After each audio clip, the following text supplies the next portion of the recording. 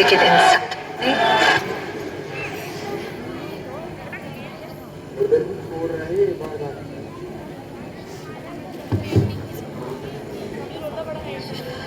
मेरा अंश खुद ईश्वर की संतान है।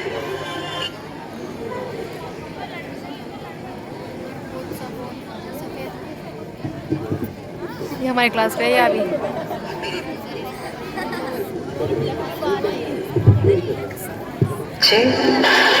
तुम्हारी माँ से ज्यादा भाग्यशाली कोई माँ नहीं। जानते हो क्यों?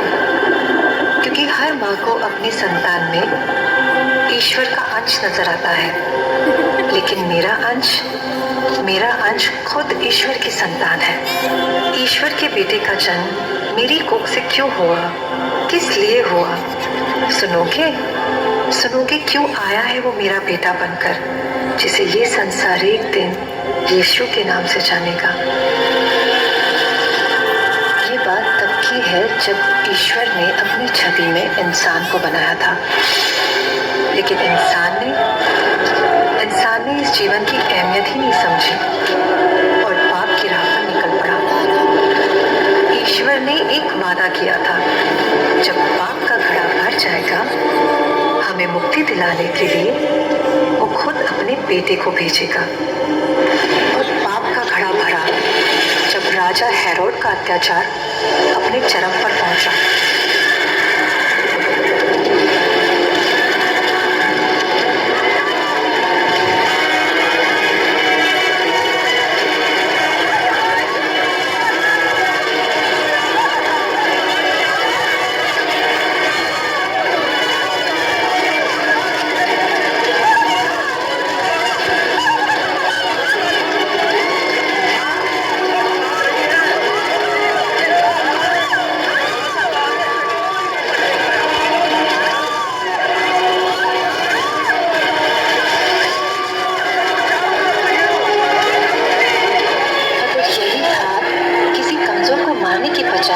उसकी मदद के लिए उठे तो सोचिए आपको कितनी दुआएं मिलेगी।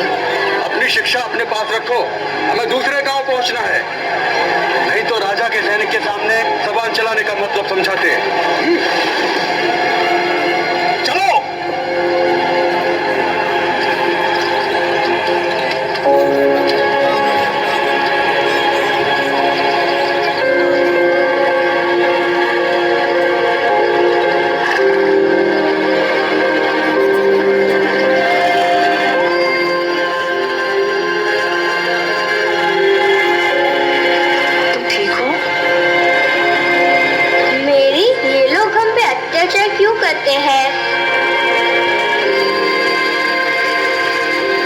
ईश्वर पर यकीन रखो, एक दिन उसका बेटा आएगा और हम सबको हर कष्ट से मुक्त कराएगा। मुझे नहीं पता था कि ईश्वर की इस महान लीला में मैं और तुम्हारे पिता जोसेफ इतनी बड़ी भूमिका निभाने वाले हैं। तुम्हारे पिता भी मेरे जीवन में ईश्वर का आशीर्वाद बनकर आए थे, तुम्हारे जन्म का भागी बनने। और पहली मुलाकात में ही ये बात हम दोनों को समझ में आ गई थी, इसलिए रिश्ता तय होते ही सबसे पहले मैंने ईश्वर को धन्यवाद दिया। आपने मेरे लिए जो भी सोचा है उसके लिए धन्यवाद।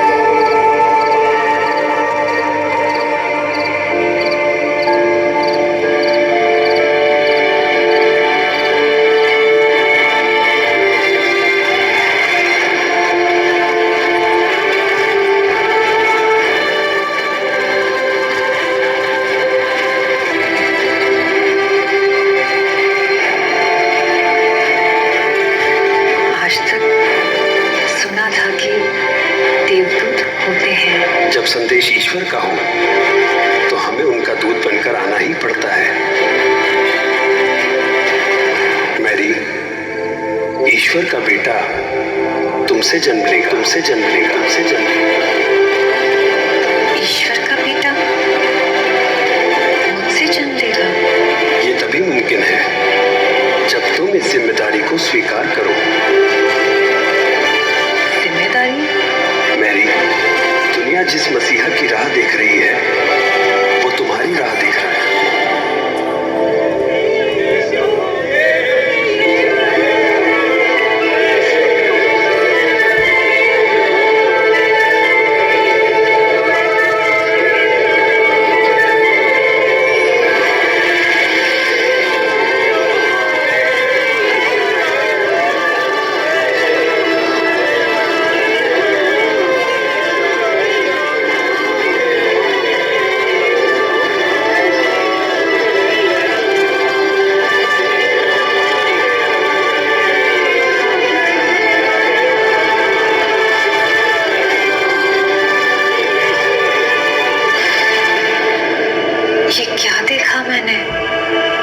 भविष्य जिसे हकीकत में बदलना या ना बदलना तुम्हारी हाँ या ना पर निर्भर करता है।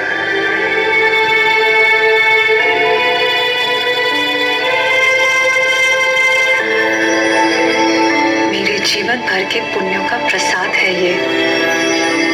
मुझे तो अपने भाग्य पर यकीन ही नहीं हो रहा। लेकिन ईश्वर की दी हुई जिम्मेदारी को निभाने में कई मुश्किलें आती हैं। ये तुम्हारे लिए आसान नहीं होगा मैरी।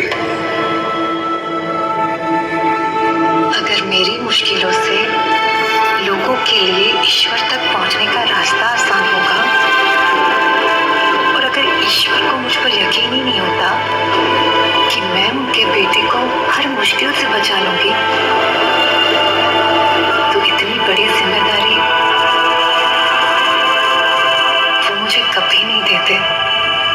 तो ईश्वर के प्रकाश को स्वीकार करने के लिए तैयार हो जाओ मैरी।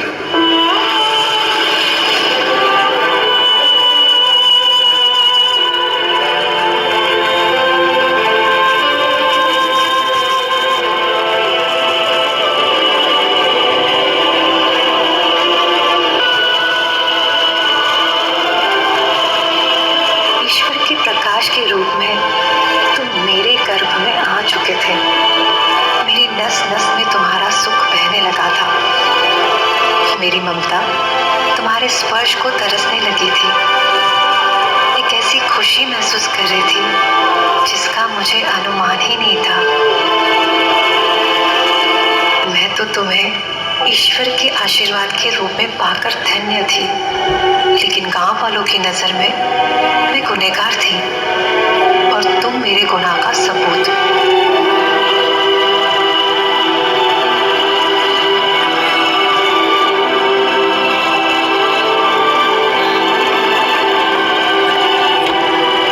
अगर जोसेफ तक ये बात पहुंचती है कि तुम माँ, जो भी होगा अच्छा ही होगा। लेकिन बेटा ए ना, मेरी जोसेफ आए आपसे बाहर मिलने के लिए।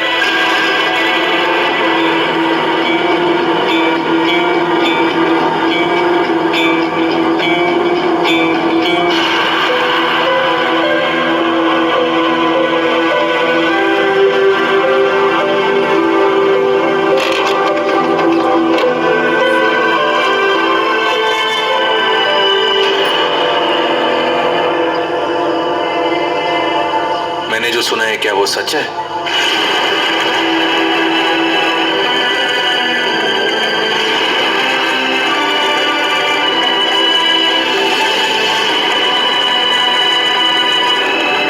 तो मेरा भी फैसला सुन लो आप लोग। मैरी, मैं आपसे शादी करना चाहता हूं आज ही।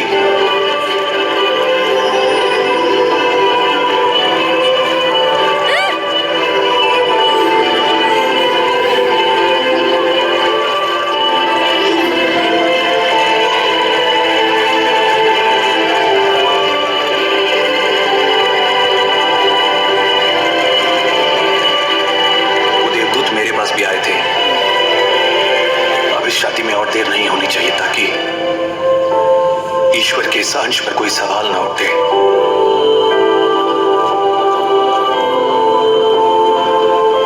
लेकिन उसके लिए हमें अपने बड़ों की अनुमति चाहिए।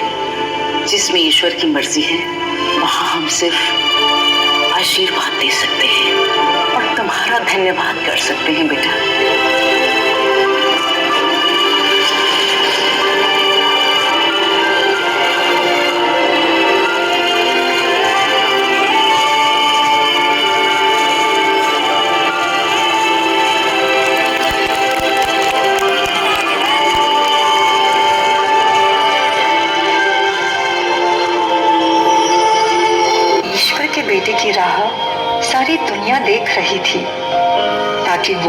सबको अंधेरे से उजाले की ओर ले जा सके।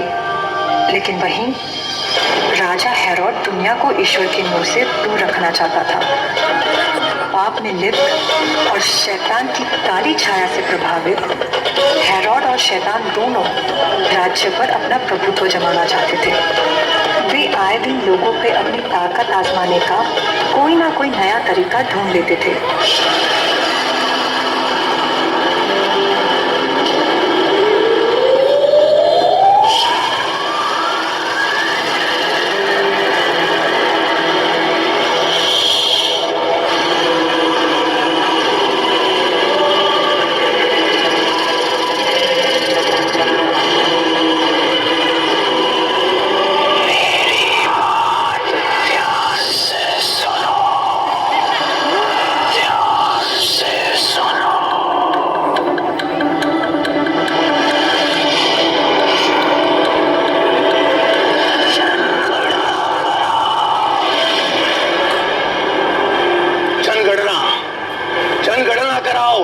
जनगणना।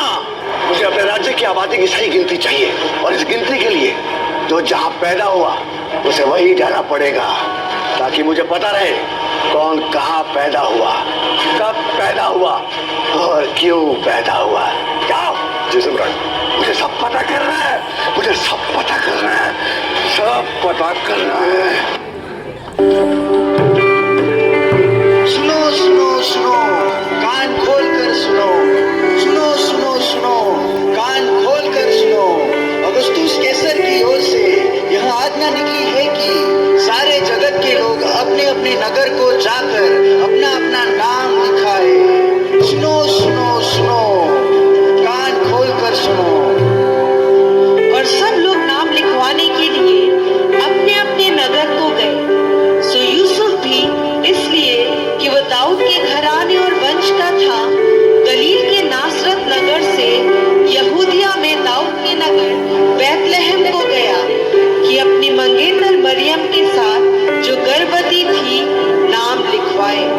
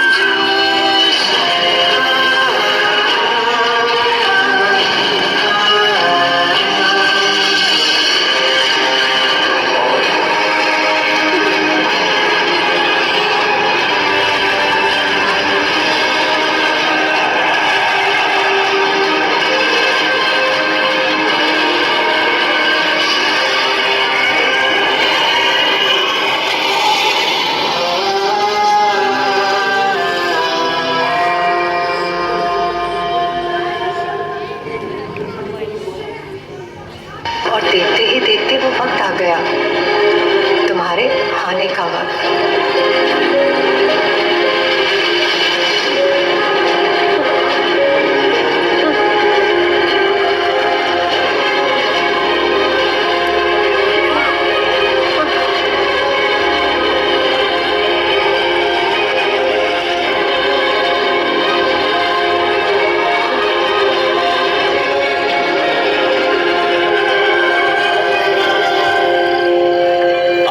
बिताने के लिए कोई जगह मिलेगी? जनगणना की वजह से सारी सराहें भरी हुई हैं भाई।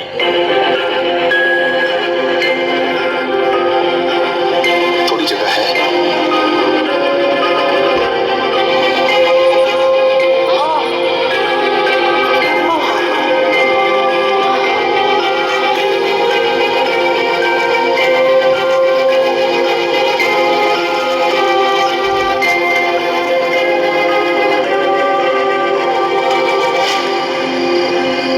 किसी भी सराय में जगह नहीं है।